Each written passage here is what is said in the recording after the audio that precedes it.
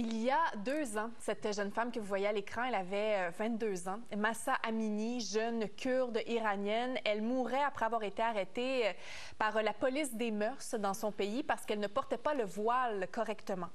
Et à l'époque, les rues avaient été prises d'assaut. Il y avait eu tout un mouvement de contestation populaire, mouvement vraiment sans précédent. Ça s'appelait Femmes, Vie, Liberté. Alors nous voilà 2 ans plus tard, donc, et là, il y a des experts des Nations unies qui disent que l'Iran a violemment intensifié sa répression envers les femmes.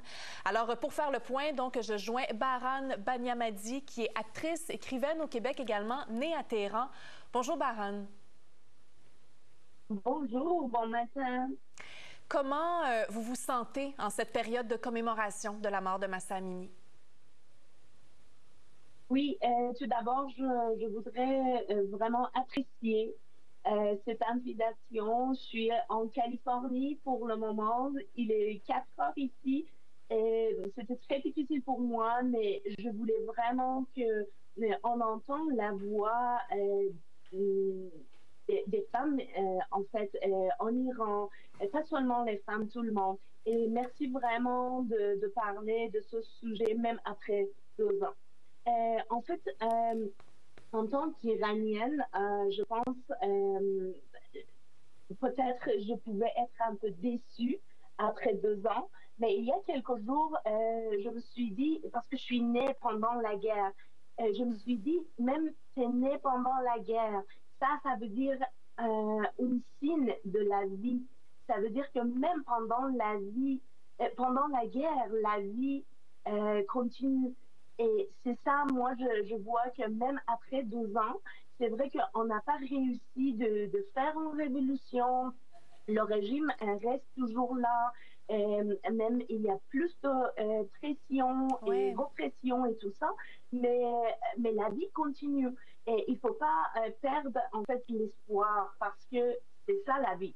Et c'est les petits en fait choses qu'on fait, et les gens font en Iran est très très important en tant que un symbole de résistance, de liberté et tout ça. Même, vous avez mentionné, c'est la révolution femme, vie, liberté. Mhm. Alors, on ne peut pas enlever la vie, même si c'est un peu limité.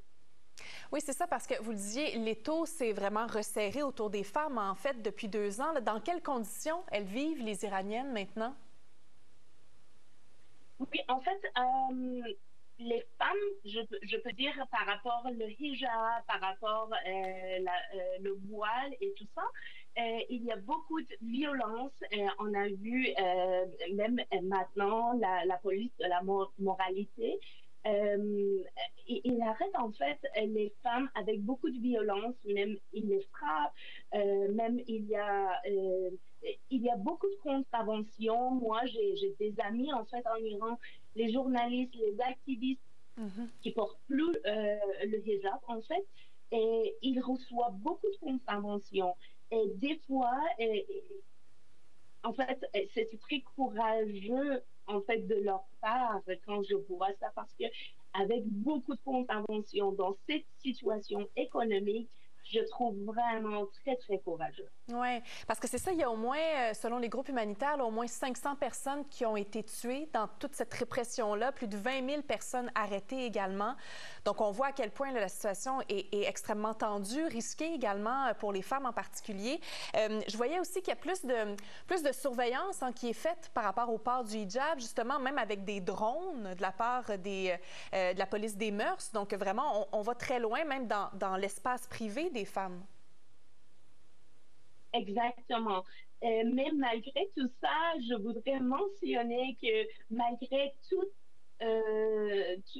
cette situation en fait difficile, j'ai des amis, des artistes en fait qui travaillent encore underground, comme on dit.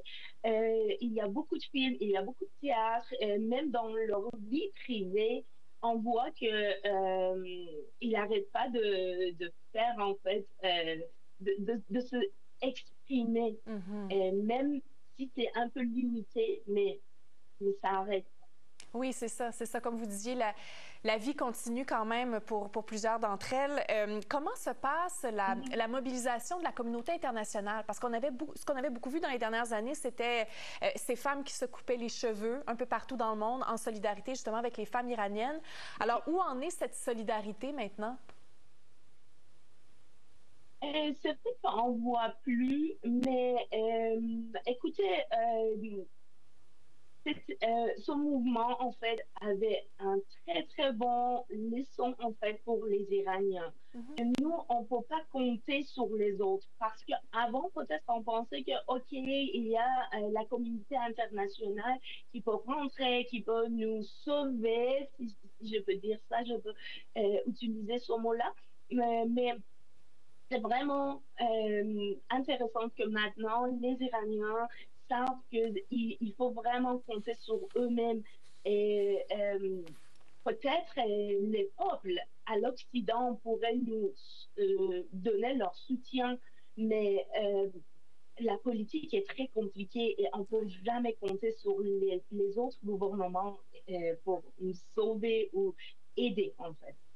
Et là, est-ce que vous savez s'il y a des activités de commémoration qui sont autorisées en Iran ces jours-ci? Parce que je disais que la famille de Mahsa Amini n'était même pas certaine de pouvoir tenir un petit rassemblement.